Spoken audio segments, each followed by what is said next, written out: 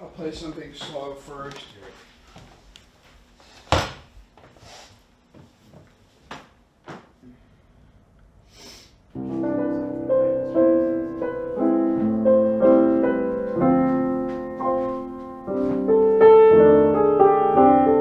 Even as a young pianist, I enjoyed improvising much more than, quote, practicing. When I was a kid, I would improvise in the style of the music that I heard, which was mostly classical music. So I would play kind of mock Mozart or something like that. And nobody told me that it was weird. So I went to the New England Conservatory in Boston, where one of my piano idols, Jackie Byard, was teaching. I had 2 years there and had all kinds of amazing musical experiences. A week after I graduated in 1977, I was living on 11th Street and University Place in the Village, and was determined to make my way as a jazz musician and to play with the greatest players in the world. Actually, one of the things that attracted me to the music was not just what was on the bandstand, but what was surrounding it. The jazz fans who came out to the gigs, and kind of kooky people, and the fact that it was colorblind and age blind. We all had this thing that we loved. And if you could play, if you were gifted and respectful and could play, you could be part of the club. My early days in New York, I could hobnob with all my heroes. I could hang out with them. There was a part of it that was a little more rough and tumble that I really related to. You know, as I began to become more professional in New York in the late 70s and early 80s, yes, I was a member of the club. I was sort of a hotshot, young sideman pianist around town, but I felt like I couldn't quite be a full member of the club because of my being gay.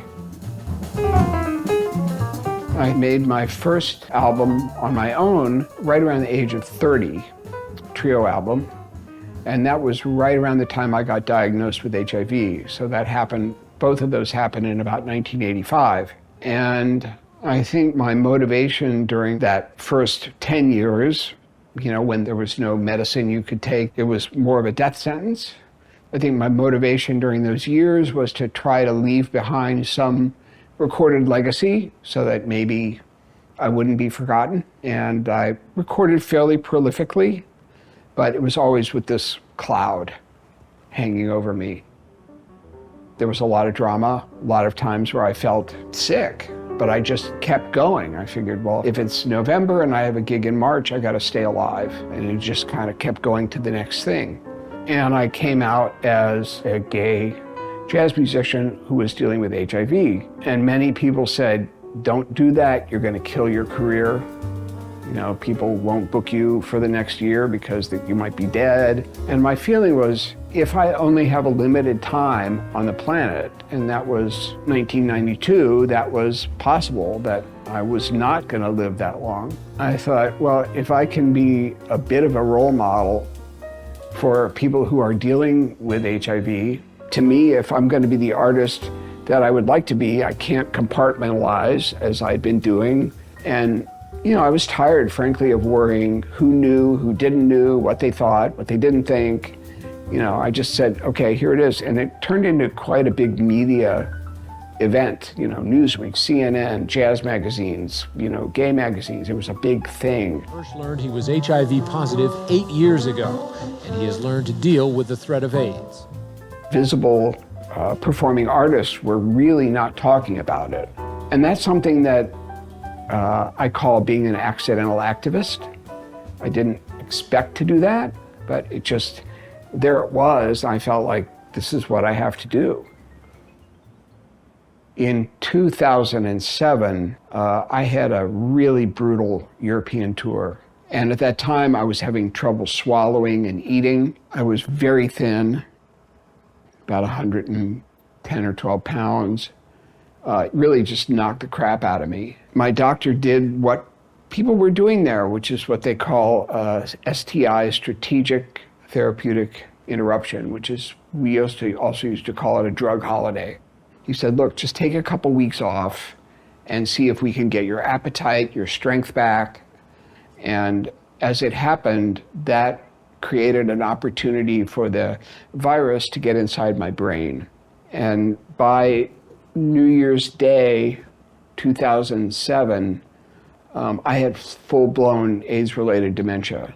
I mean, I was really nuts. And it took 3 months for the HIV medications to bring my viral load down and for me to kind of restore my health and sanity.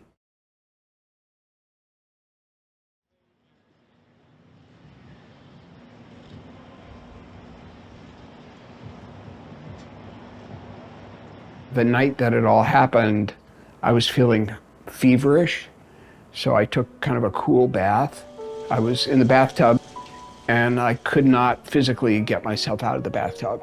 The next morning, I was taken to the ER, and they ended up inducing a coma, figuring that, okay, he's in septic shock, his organs are failing, he's got multiple infections, we're gonna knock him out and bring him around in 10 days, which is kind of normal for that kind of thing.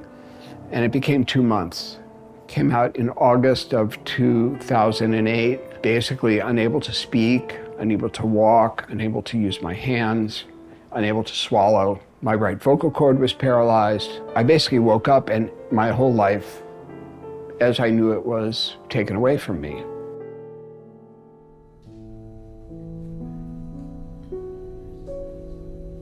But after coming out of the coma, I really wanted to live, and I had to work really hard. Physical therapy 4 days a week, swallow therapy 3 days a week, dealing with feeding tube.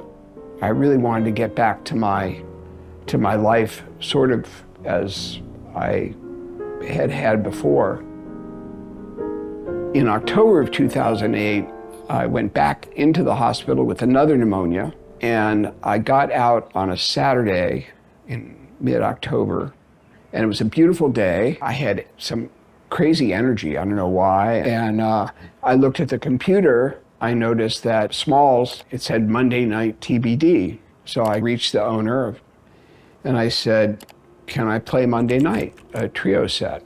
Of course, everybody was aware of how sick I'd been. So I rustled up a rhythm section and played probably the most emotional set of music of my life.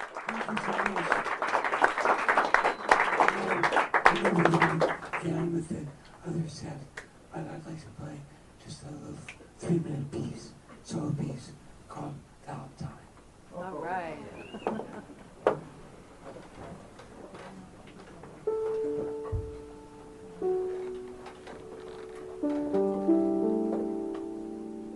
My mother happened to be in town. She and Scott were very nervous for me. They thought, you know, if I fail, it's going to be really a huge step back.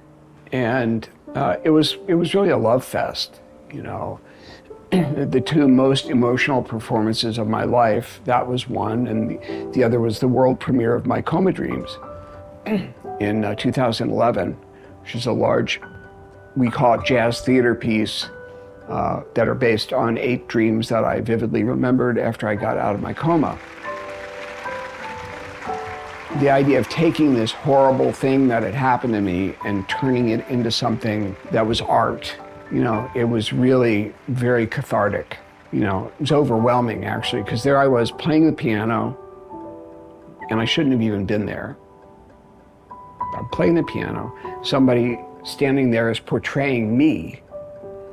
All this music that I've written, which I also should not have been, by all rights, alive to write, was happening. It was just overwhelming, and also very gratifying, you know, to feel like I did something with this, you know, with the help of a lot of people. And I realized I need this. You know, the communal idea of being taken somewhere by an artist is something that we took for granted. And now people don't take that for granted as much.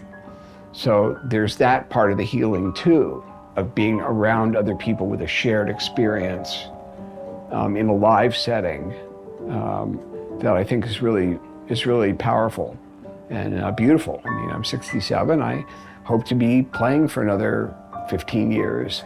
You know, there's no reason that I can't. The only reason I would stop is if I felt like I couldn't give a good performance anymore. Feeling better about my playing, less controlling, more forgiving. You know, if I play a chord I don't like, I'm not going to die, nobody's going to die. It's just, okay, it is what it is.